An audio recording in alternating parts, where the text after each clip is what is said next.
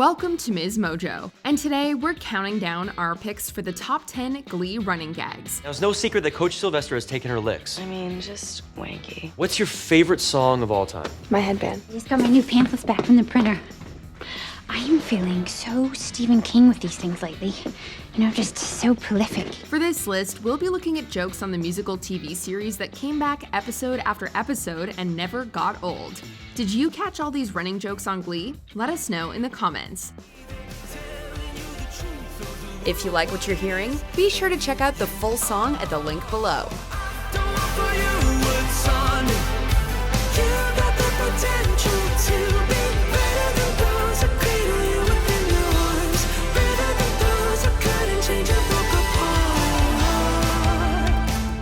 Number 10, slushy facials. My gold stars are a metaphor for me being a star.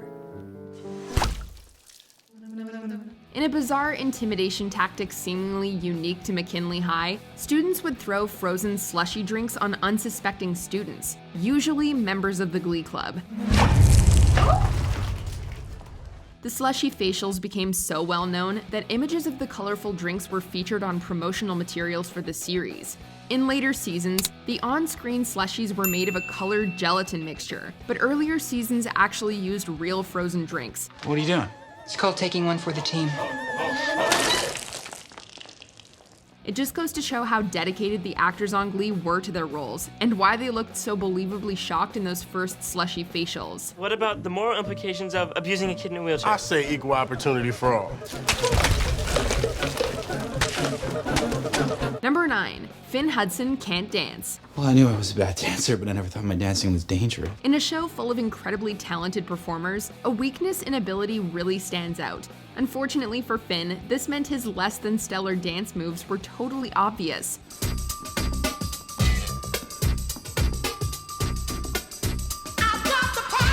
When the Glee Club wore t-shirts bearing their biggest insecurities, Finn said can't dance, so clearly it was an embarrassing subject for him. Maybe you were born this no way. Matter black, white, or beige, chola or Orient made. Still, his awkward and goofy dance moves were endearing in a way, and made the New Direction seem more believable as an amateur performing group. Whether I'm right or whether I'm wrong, whether I find a place in this. Truthfully, we'd give anything to see Corey Monteith bust a move in his signature style just one more time.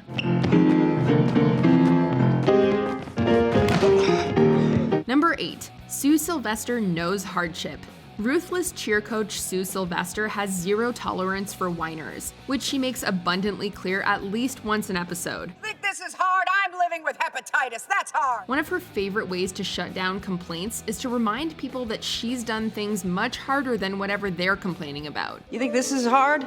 Try auditioning for Baywatch and being told that they're going in another direction. That was hard. From getting waterboarded to living with hepatitis and getting rejected from the show Baywatch, Sue's experienced many struggles in her life. One of these jokes was actually the very first line of dialogue in the Glee pilot. You think this is hard? Try being waterboarded. That's hard. Each joke was a bizarre and unexpected glimpse into Sue's personal life and past, and really rounds out the amazing character of Coach Sylvester. You think this is hard? I'm passing a gallstone as we speak. That's hard. Number 7, Brittany S. Pierce likes bad songs. Everybody loves Brittany, but we can also agree she has terrible taste. A little time. This is obvious in the way she can often be seen bobbing her head and enjoying some objectively terrible performances and songs. Out of all the Glee Club, she's the only one who seems to like watching Sugar Mata and Stoner Brett's shockingly bad auditions. Morning on my mind, sipping on a 40 while I'm posted on the grind. You know the pain in the game. Brittany even once said that her favorite song was My Headband, Rachel's original song that was literally about her headband. Think about it. What's your favorite song of all time? My headband. So the next time you ask yourself what kind of person would like the latest terrible song, the answer is probably Brittany S. Pierce, which is just one more hilarious reason why we love her so much. Number 6, Becky Jackson hates xylophones. Becky, that's an MP! I was lost, coach! Becky Jackson is one complex character, and one thing we'll never understand about her is what exactly her problem is with xylophones. Heads up, McKitley. The first time we see Becky interact with the xylophone, she's playing it before Sue's morning announcements a la Blanche Hodel in Grease. But sometime after that, things changed, as Becky seemed to have a personal vendetta against all the xylophones at McKinley. And please be careful walking past my brand new xylophone. It seemed any time she got angry, there was a convenient xylophone nearby for her to take her aggression out on, which made us laugh every time. Becky, no. Don't even think about it. Becky, no, don't. It was such a hilarious and bizarre character trait that no one but Becky could pull off. Number 5, Emma Pillsbury's pamphlets. I just got my new pamphlets back from the printer. I am feeling so Stephen King with these things lately. Just so prolific. As McKinley High's guidance counselor, Emma Pillsbury liked to prepare for her students' questions with a wide array of very specific pamphlets. Each one seemed like it was tailor-made to fit the needs of a certain character. All of them had oddly intriguing titles, such as No Insurance, No Problem, How to Give Yourself Stitches, and So She Moved In with Someone Else. Ouch. Will even gave her some homemade pamphlets to apologize after a fight. What's all this?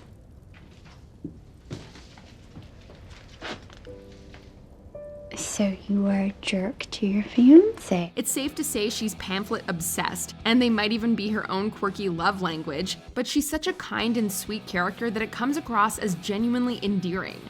Number 4, Wanky. It's unclear where this catchphrase came from, but it's basically Santana's version of That's What She Said. You guys have a hole to fill, and I'm just trying to help fill it. Wanky. Anytime someone says something that could be interpreted as a sexual innuendo, Santana likes to point it out with this one simple word. Now, it's no secret that Coach Sylvester has taken her licks. I mean, just wanky. It seems to have been originated by Santana herself, because although the word is sometimes used in British slang, it's more often used to describe someone pretentious or foolish, rather than an innuendo. Now, I realized when I chose Becky as co-captain for the Cheerios, it might have rubbed you the wrong way. Wanky. Even though it's not universally known slang, we still know exactly what Santana means when she delivers this line with a smirk that often adds levity to tense scenes. Number 3, Sue's rampages. Sometimes shouting at the Cheerios and plotting to destroy the Glee Club isn't enough to satisfy Sue's never-ending rage, which is exactly how these rampages start. No!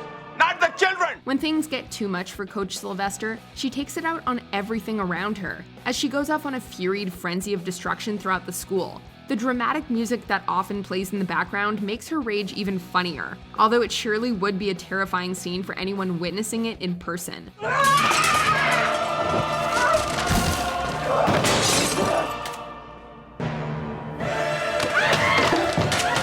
Coming out of your paycheck, every penny of it! Sue's rampages became so well known, the show even parodied itself by having Will go on his own rampage in a season 5 episode, further showcasing what an iconic part of Glee Sue's fury had become. Maybe I'll just throw a Sue Sylvester-style rebellion tantrum as I leave this office. I don't know what you're talking about. Oh no? It goes a little something like this. Number 2, Sam Troutymouth Evans. Dude, your mouth is huge. How many tennis balls can you fit in there? From some of his earliest appearances on Glee, Sam was singled out for one unique facial feature, his larger-than-average mouth. Santana wrote her original song Trouty Mouth based on this feature, and the nickname stuck. Guppy face,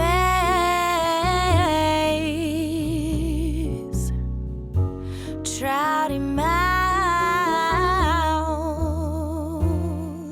From that moment on, Sam became known as Trouty Mouth, or some variation of that name. Fans loved both the song and the nickname, and managed to convince Glee's production team to release the track on iTunes purely through popular demand. Just heard the news that Trouty Mouth is back in town. I've been keeping a notebook, just in case this day ever came. Welcome back, Lisa Rinna. I've missed you so much since your family packed their bags, loaded them in your mouth, and skipped town. The nickname is so hilariously accurate and clever, we're pretty glad it stuck around to become a running joke on the show. We were better. I don't know, I think it could have gone either way. It was that damn Trouty Mouth. Before we unveil our number 1 pick, here are some honorable mentions. Sue calling Emma the wrong name. And with your tutelage, Will, we can take home that blue ribbon like 2 prize heifers in love. I was wondering why you asked for dance lessons. Oh, well, Irma just raved about you. Everyone thinks the Warblers are gay. We can't have a girl warbler. Imagine the sexual tension. We would never get anything done. But aren't most of you guys gay? How dare you! Roz Washington thinking Sue has an adult baby. Sue, you can't have no baby. You are old as a hill. You ain't gonna give birth to no child. You gonna give birth to a grandchild. You gonna get in them stirrups, and you gonna push, and a full-grown adult gonna pop out with a briefcase and a job, talking on a cell phone. Calling Blaine Anderson Blaine Warbler. Blaine Warbler. Will you go to junior prom with me? Lord Tubbington's eccentricities. So you're just gonna let him do that? Lord Tubbington's allowed to eat cheese because he's on Atkins. Before we continue, be sure to subscribe to our channel and ring the bell to get notified about our latest videos. You have the option to be notified for occasional videos or all of them. If you're on your phone, make sure you go into your settings and switch on notifications.